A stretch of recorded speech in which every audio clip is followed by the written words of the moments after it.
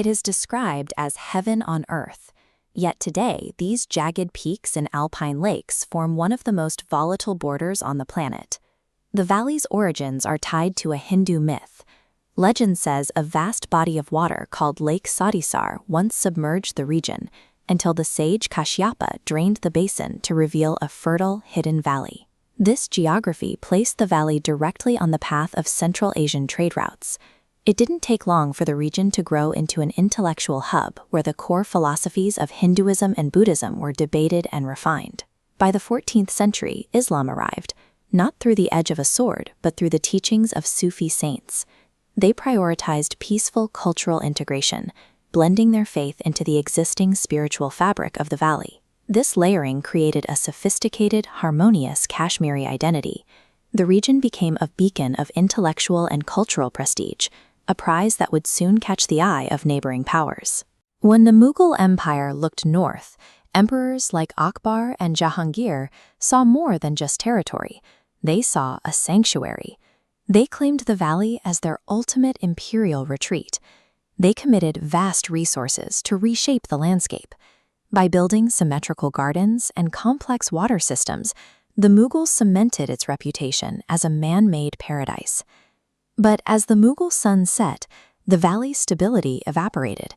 A series of violent power shifts saw the region traded between Afghan conquerors and the expanding Sikh Empire. Eventually, the Dogra dynasty took control under the watchful eye of British colonial officials. This era introduced a new, complex political hierarchy that layered British-style leisure over a strained local population. Centuries of competing claims converted this spiritual center into a high-stakes geopolitical asset. By the time the British prepared to depart the subcontinent, the valley was a contested territory with no clear future. In 1947, the British partition of India split the subcontinent in two. This sudden departure forced hundreds of semi-independent princely states to choose between two new neighbors. Jammu and Kashmir occupied a precarious position, physically wedged between the borders of the two emerging rivals. The region's ruler, Maharaja Hari Singh, hoped to avoid the choice entirely. His goal was to maintain strict neutrality and keep his kingdom independent from both India and Pakistan. That neutrality didn't last.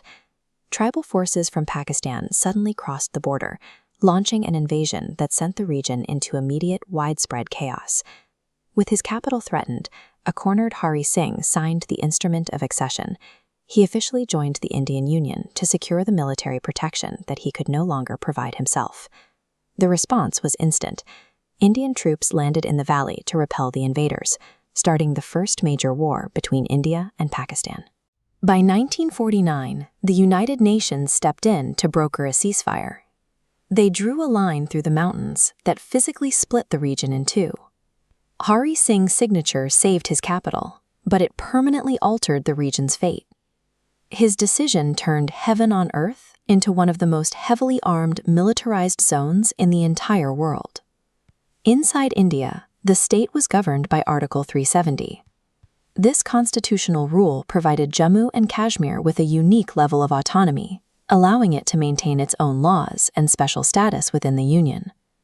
But over the decades, political frustrations and accusations of rigged elections began to rot the state's internal stability.